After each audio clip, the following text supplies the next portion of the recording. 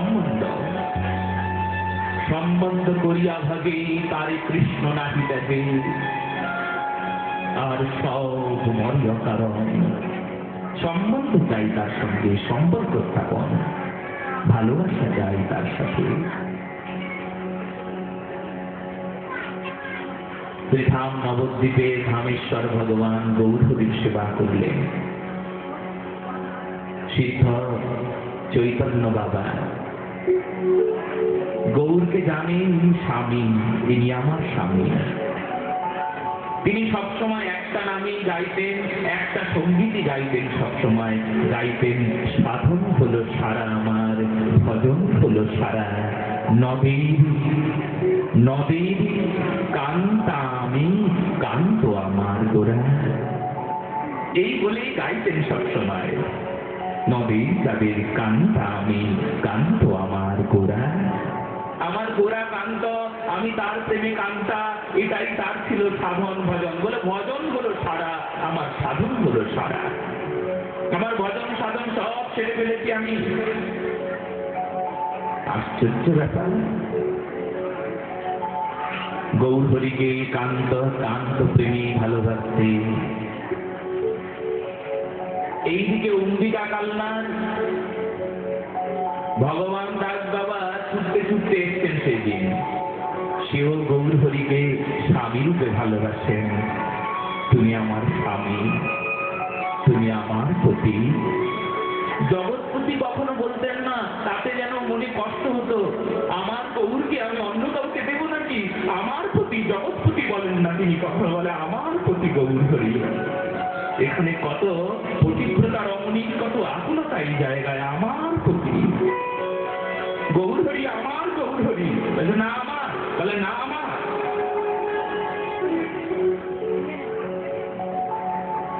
চৈতন্য দাস বাবা অম্বিকা কালনা থেকে এসছেন ভগবান দাস বাবা এসছেন চৈতন্য বাবা তখন ঝাড় দিচ্ছিলেন ধামেশ্বর মহাপ্রভুর শ্রীমন্দির যেই না দেখেছেন যে ভগবান বাবা এসছেন চৈতন্য বাবা সেই ঝাঁটাটা নিয়ে বলছেন মুখ পুরি তুই কেন এসছিস আমার গৌরকে নিতে এসেছিস বুঝি আমার গৌরকে নিয়ে যাবি আমি আমার গৌরকে দেবো না দুজন দুজনকে দিদি বলে ডাকতো ভাবে বলতো দিদি কেন জানো তুমিও গৌরকে স্বামী রূপে ভালোবাসো আমিও স্বামী রূপে ভালোবাসি সেই জন্য দুজন দুজনকে দিদি বলে ডাকতেন ও দিদি আমি তোর গৌর নিতে আসি নাই দিদি আমি তোকে শাসন করতে এসেছি কি শাসন বলে জানিস রোজ লুকিয়ে লুকিয়ে তোর গৌর আমার কাছে যায় আমার কাছে রোজ যায় নবদ্বীপ থেকে কালনায় চলে যায় তোর গৌর এটা তোকে জানাতে এসেছি যেই না শুনলো গৌর চলে যায় মন্দিরের ভেতরে গিয়ে দরজা বন্ধ করে দিয়ে মাথা ঠোকরাচ্ছে আর কাঁদছেন মাথা ঠোকরাচ্ছেন আর কাঁদছেন বলছেন ও গৌর এই বাদিনীকে এই দাসীকে এই অধমকে উনি পছন্দ হয় না তাই চলে যাওয়া হয় আমায় ছেড়ে যাও যাও আমি তোমার ভোগ লাগাবো না একদিন নয় দুদিন নয় 3 দিন নয় 4 দিন নয় 7 দিন ভোগ লাগালো না গৌর হরি প্রকট হয়ে বলছেন ভোগ লাগাও না না না আমি ভোগ লাগাবো না দেখো তুমি ভোগ লাগাচ্ছ না আমার খিদে পায় না কিন্তু তুমি যে না খেয়ে আছো ওটা যে আমার সব চাইতে বড় দুঃখ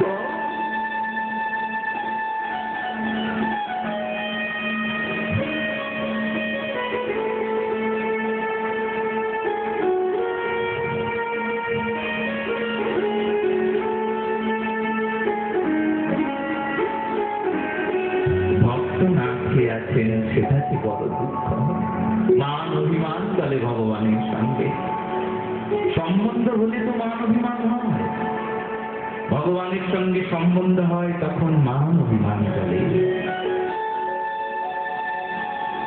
যার সম্বন্ধ হয় না তার আবার মান অভিমান আছে নাকি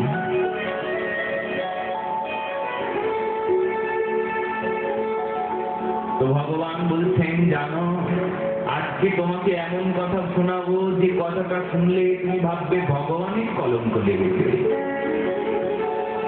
ভগবানের কলঙ্ক, ওটা কলঙ্ক নয়, যে কলঙ্কটা ভগবান তুমি আশ্লিষ্ট বাবা গোড়াতাং লোকে প্রিয়া যদি মান করি করে ভৎসন বেদস্তুতি হইতে হরে মোর মন। যে আমায় ভালোবাসে সে যদি আমায় গাল মন্দ করে, সে যদি আমায় লম্পট বলে, তাহলে আমি বড় সুখী হই, আমি বড় আনন্দ পাই। এটা তো কলঙ্ক নয়। কিন্তু ভগবানকে কলঙ্ক সইতে হলো কেন জানো? কলঙ্ক কাকে বলে? যা মিথ্যা, অন্যায় না করলেও যা মাথায় চেপে যায়।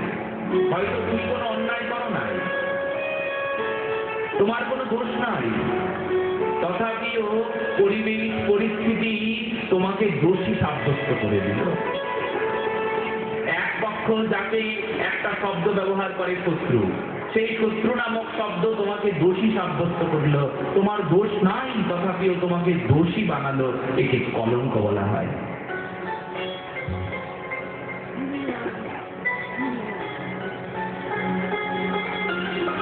বেশ, তো সেই কিভাবে হলো? সুখদেব গোস্বামী চরণ বললেন, সত্রাজিৎ ছিল, সে সামন্তক মণি লাভ করেছিল। সেই মণিটি যদি সাথে রাখা যায় তাহলে সূর্যের মতন তেজস্বী মনে হয়। আর সেই সামন্তক মণি থেকে অনেক অনেক সোনা হয়। তো ভগবান বারবার বলছিল, এই মণিটি তুমি এক কাজ করো, আমায় দিয়ে দাও।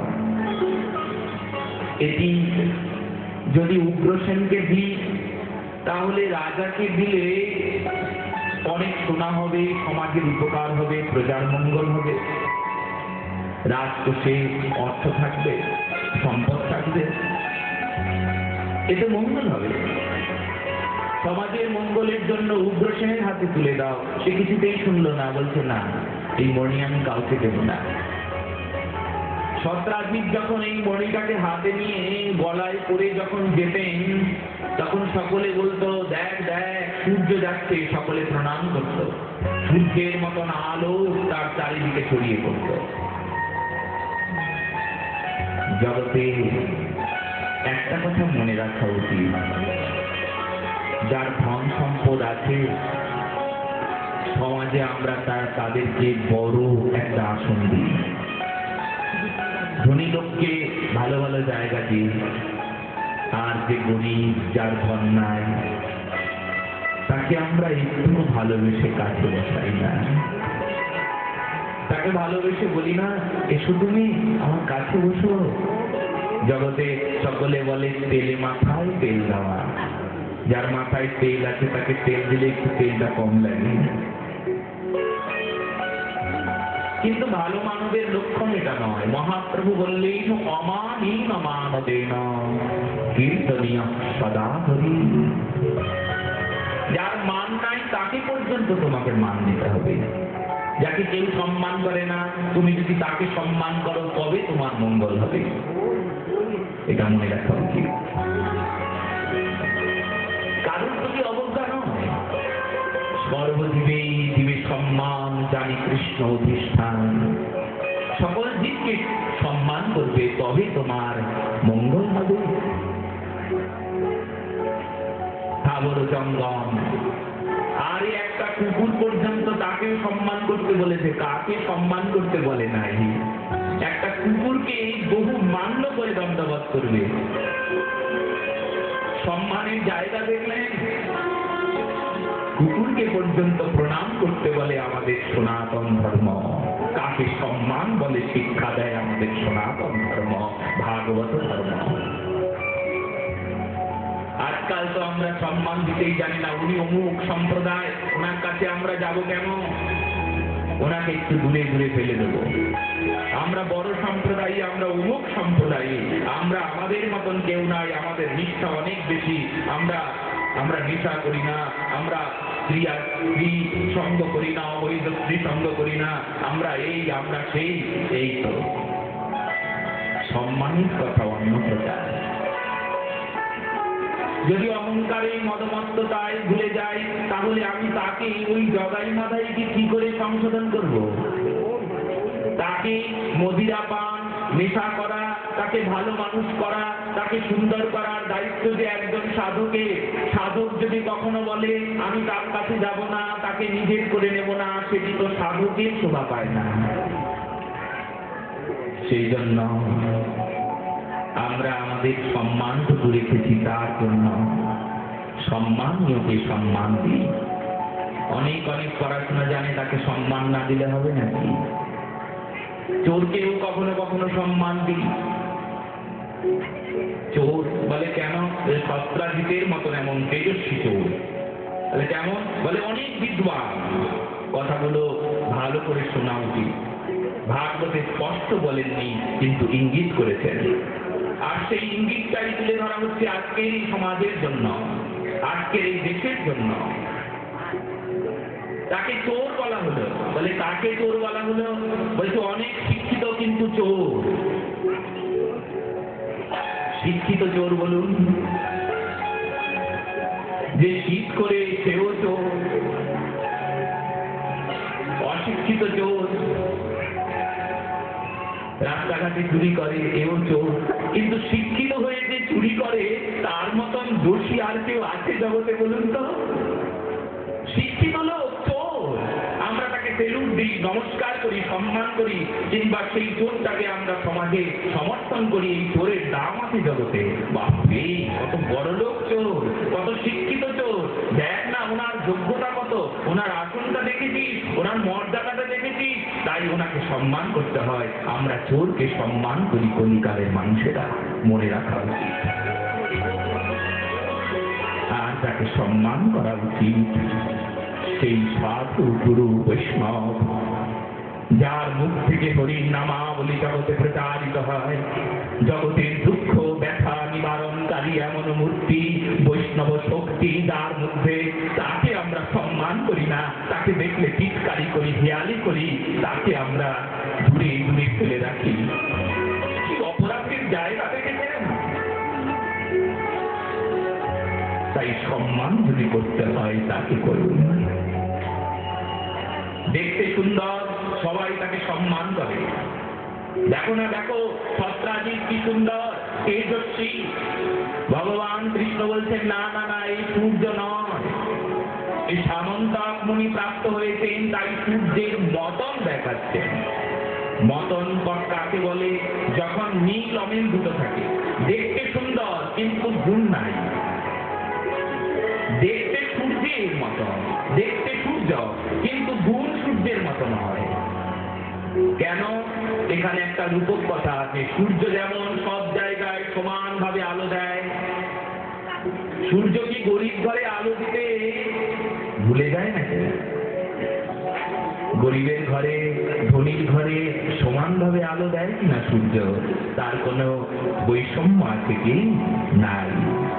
কিন্তু দেখো, এই সূর্য এর বৈষম্য আছে, এ বোঝে না।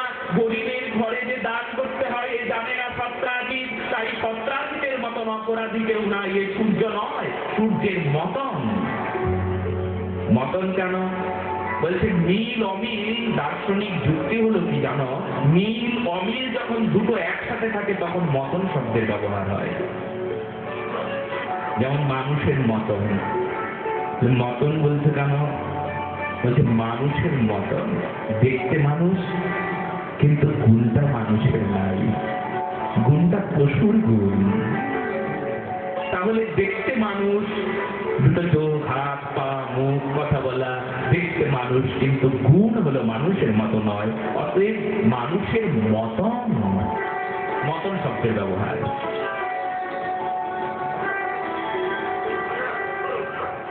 দেখতে মানুষের মতো হলে হবে কি গো? গুণটা যদি মানুষের না থাকে, সত্য, শান্তি, দয়া, নীতি ইত্যাদি বিষয় যদি পরিপূর্ণ না থাকে, তবে তাকে মানুষ বলা উচিত নয়। সে মানুষ নয়। দেখলে মানুষ হলে তাকে মানুষ বলা যায় না। দেখতে পশু।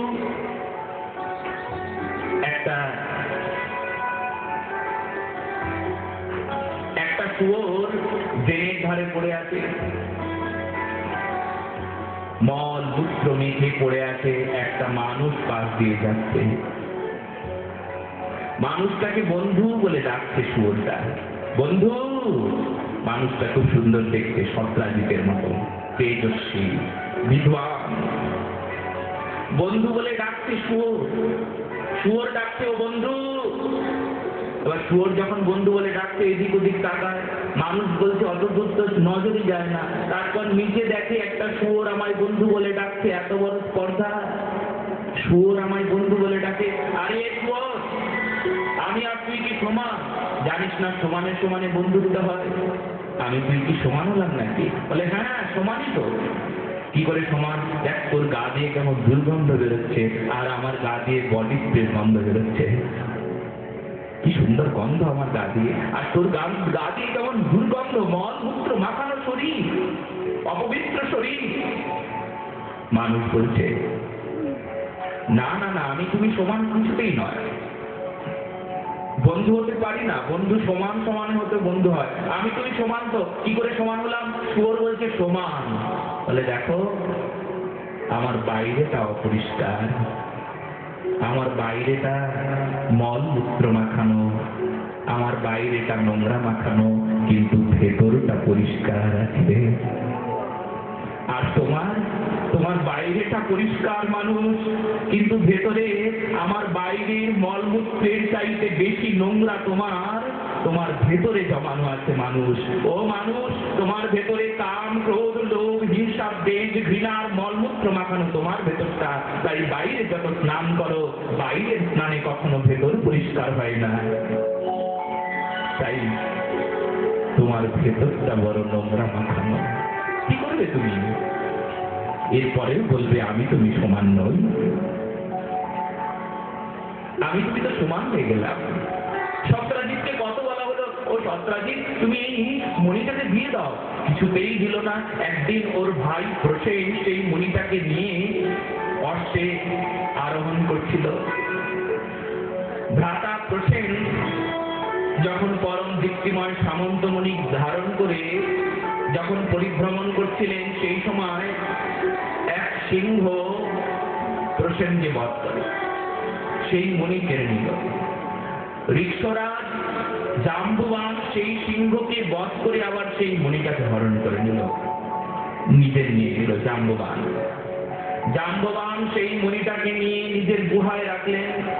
পরবর্তীতে সেই ভ্রাতা প্রসেন ভাই আর ফিরে এলো না। সামন্তক মণি নিয়ে যখন ফিরে এলো না, তখন সত্রাজিৎ মনে মনে চিন্তা করলো, চারিদিকে ঘোষণা করে দিল। কি ঘোষণা করলো বলুন তো? যে সামন্তক মণিটা কে নিয়েছে? কৃষ্ণ। হ্যাঁ, কৃষ্ণের কাজ এটা। আমার কাছে বারবার বলছিল সামন্তক মণিটা দিয়ে দে, দিয়ে দে, দিয়ে দে। আজকে দেখো আমার ভাইটাকে এমন ভাবে কেটে কুটে মেরে ফেললো, আর আমার সামন্তক মণিটাকে অমন করে নিয়ে নিল। চারিদিকে রটে গেল কৃষ্ণ চুরি করেছে, সামন্তক মণি নিয়েছে, আমার ভাইটাকে হত্যা করেছে। ঘটনাটা এই প্রকার ঘটল। চারিদিকে ছি ছি রব হলো, কৃষ্ণ এই কাজ করতে পারে? ছি ছি ছি ছি ছি, কৃষ্ণ এমন করলো শেষকালে। অনেকে আবার শুনেছে বারবার যে সামন্তক মণিটা নিয়ে আমাকে দিয়ে দাও, এই কথাটা শুনেছে। তাহলে কৃষ্ণের তো আরো কলঙ্ক ছেয়ে গেল চারিদিকে। কলঙ্কের ভারে অনেকদিন থাকতে হলো। ভগবান এইবার সেই চিন্তা করলো জাম্ববানকে তার কাছে গিয়ে দেখি উদ্ধার করা যায় নাকি। সামন্তক মণিটা জাম্ববানের সঙ্গে যুদ্ধ করতে শুরু করলো। জাম্ববান প্রথমেই ভগবান শ্রীকৃষ্ণকে বুঝতে পারেন নাই। পরবর্তীতে জাম্ববান ভগবান শ্রীকৃষ্ণের চরণে প্রণাম করলেন, নিজের কন্যাটাকে জাম্বুবতীকে ভগবান শ্রীকৃষ্ণের হস্তে সমর্পণ করলেন মণির সাথে। আর সেই মণি নিয়ে সত্রাজিতের কাছে এলো। সত্রাজিৎ বড় লজ্জিত হলো, ভগবানের কাছে সামন্তক মণিটি গচ্ছিত রাখলেন। পরবর্তীতে এই সত্রাজিৎ মণি উদ্ধার করলেন। বড় যখন পরবর্তীতে শতধন্যা সে মণি প্রাপ্ত হলো, তার কাছ থেকে মণি অক্রুরের কাছে গেল, এমন ভাবে ভগবানই কলঙ্ক যে ছিল সেই কলঙ্ক উদ্ধার হলো। তো এই যে আজকেরই কথা, কলঙ্ক মোচন কথা, যাদের জীবনে কোনো কলঙ্ক আছে তারা যদি এই কথা শ্রবণ করে তাহলে তাদের জীবনে সব কলঙ্ক দূরীভূত হয়ে যায়। দুই, যদি এই কথা মন দিয়ে শ্রবণ করেন তবে তার জীবনে কখনো কলঙ্ক আসে না। জয় জয় শ্রী রাধে। जिंदगी एक किराए का घर है, जिंदगी एक किराए का घर है, एक न एक दिन बदलना पड़ेगा। जिंदगी एक किराए का घर है, एक न एक दिन बदलना पड़ेगा। जिंदगी एक किराए का घर है, जिंदगी एक किराए का घर है, एक न एक दिन बदलना पड़ेगा। मौत जिस वक्त हो, मौत जिस वक्त, मौत जिस वक्त आवाज देगी, घर से बाहर निकलना पड़ेगा। जिंदगी एक किराए का घर है, एक न एक दिन बदलना पड़ेगा। जिंदगी एक किराए का घर है।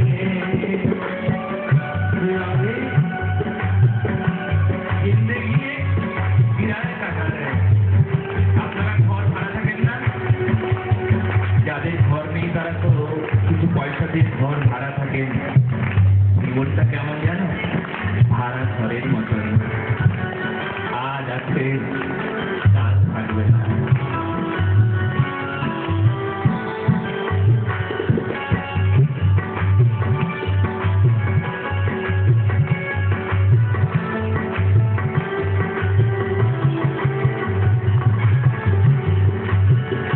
एक मिट्टी का हर आदमी है, एक मिट्टी का हर आदमी है, बात करने की कुछ भी नहीं है, बात करने की कुछ भी नहीं है। या जमीनों में हो या जमीनों में, या जमीनों में गुर्बत बनेगी, या चिताओं में जलना पड़ेगा। जिंदगी एक किराए का घर है, एक न एक दिन बदलना पड़ेगा। जिंदगी एक किराए का घर है।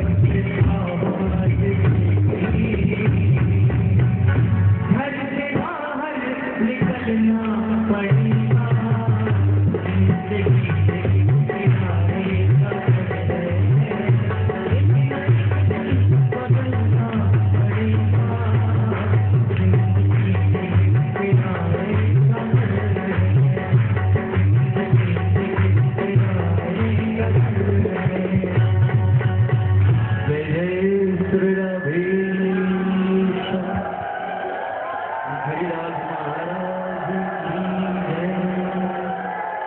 जिंदगी क्या है তো জীবন কেমন? জীবনটাই ঢোকা, মৃত্যু কখন এসে বলবে আয় আয়, তখন ঘর থেকে তাকে বেরিয়ে আসতে হবে।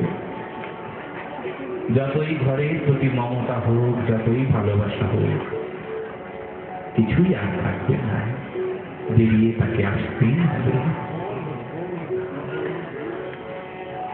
খেলার সাথী গো যারা, সাথে যে যাবে না তারা,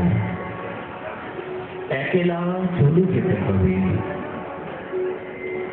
সাধের এ দেহখানি নিয়ে যে শ্মশান ভূমি এক মুঠো ছাই হয়ে হবে।